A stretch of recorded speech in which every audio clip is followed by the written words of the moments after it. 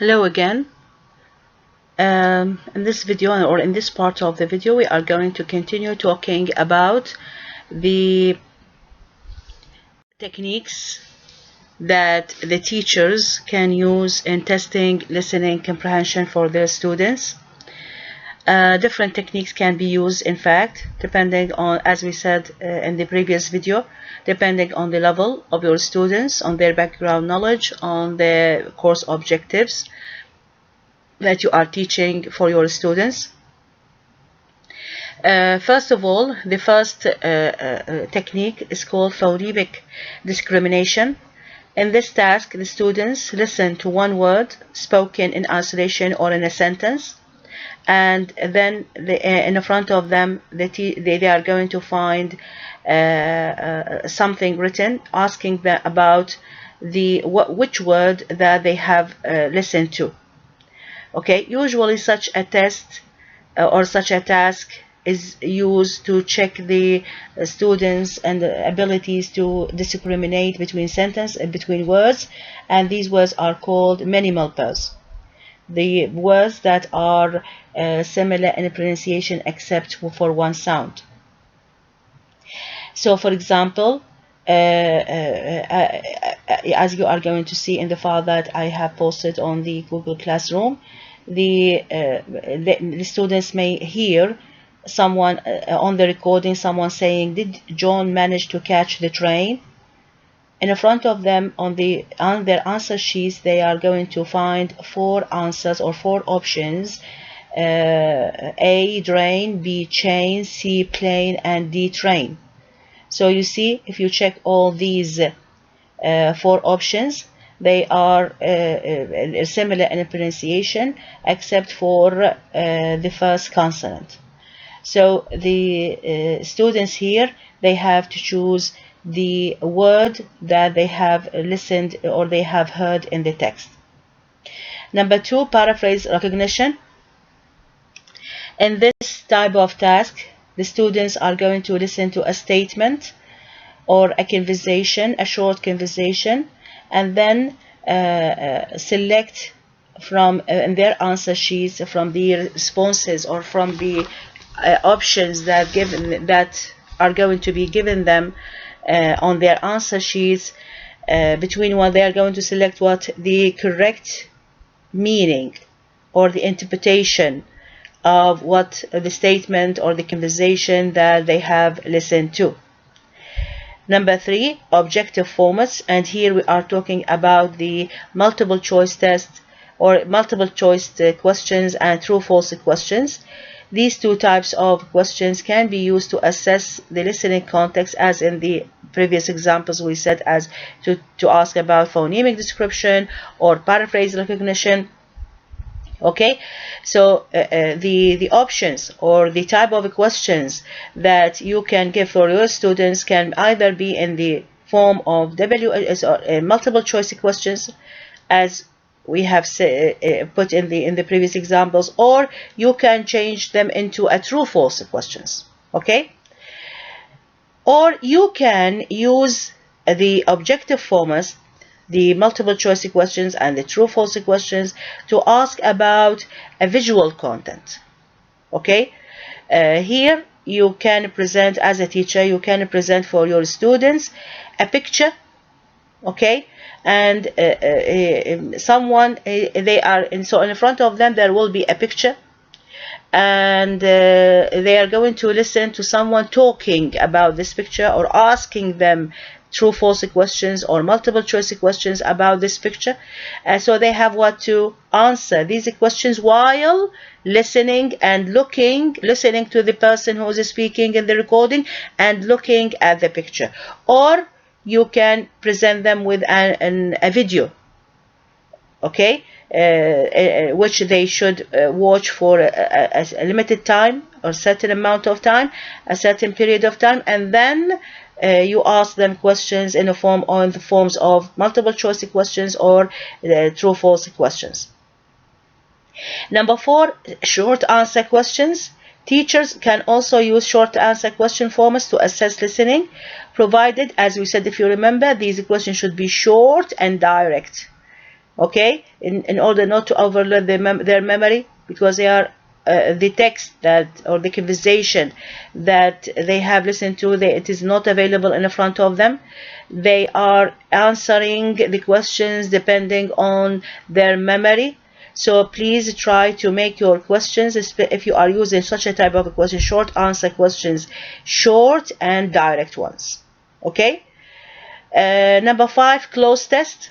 And I think you remember what we said about the cloze test. We said the cloze test is what? A passage, or it can be a conversation, okay, in which some of its elements have been deleted. So it is the job of the student to write the deleted elements or the deleted items from the text. So here, within the listening test, here the students are going to listen to someone on the recording, or the teacher is reading the passage or reading the conversation, and there is in the front of them their answer sheet in which there is the cloze test or the closed passage. So while they are listening to the recording or to their teacher, they have to write the deleted element from the text. Number 6, dictation. Dictation can be used to assess different skills. So in order to use dictation to assess or to test listening, here the teacher has to choose a suitable text first of all. Second, it is going to be either said or produced for the students a recording, or read by the teacher himself or herself. The important thing is that the teacher should remember that in order to do a dictation for students, the teacher has to either repeat the recording for 3 times, or if he or she is reading the text for her students or his student, also the reading should be done for 3 times. These 3 times, they are going to be different. Why? Because they are going to be different in the length.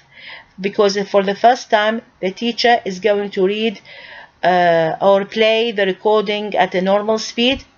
The second reading or the second listening the recording or repetition of the recording should be done by breaking the text into meaningful units. Okay, the last reading or repetition of the recording should be done with normal speed with no breaks.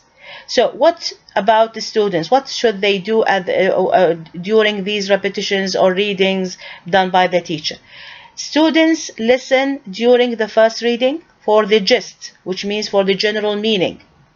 Okay, remember, they do not have the text in front of them. They have to write what they have listened to. So how many times the teacher has read it or has repeated the recording? 3 times. So for the first time, or playing the recording or reading the text, the students are only listening for understanding the general meaning of the text, and try to write down what they hear during the second reading. Okay, so during the second reading or playing of the recording, because the teacher or the recording is going to be broken into meaningful parts, the students have to try to write down what they are listening to. The third reading or the third playing of the recording, the students are allowed to check their work and fill in any gaps. Number 7, information transfer task. What do I mean by such a type of task? Usually such a task is followed or is used with advanced students, in which the students are going to listen to a long passage or a text or a conversation, and then they will try to transfer the information or fill the information that they have listened to in another form. So they are not going to answer specific questions like multiple choice questions or true false questions or short answer questions. No, they are going to fill certain, for example, tables or graphs by the information that they have listened to in the text or in the conversation. So these are the most common forms or tasks that the teachers can include in their listening test. What remains for us to know about also about listening tests, that there has to be certain things, or there have to be certain things we have to take care of as teachers while administering or while conducting the listening test for our students. The first thing is related to the listening test delivery. How to deliver or conduct a test for your students. The physical characteristics of the test setting can affect the validity and reliability of the test. And what does it mean by that? The physical setting of your of the test? It means the exam rooms. Okay, the exam rooms in which you are going to conduct a listening test for your students should be qualified enough, ready enough in order to conduct such an important test. They should be far away from any noise. Okay, the equipment that you use in the administration and of the test should be well maintained, should be checked before making the test, and it is better, or it is highly recommended, that you have someone to help you in case you any of these equipments that you are using has a problem while or during the administration of the test.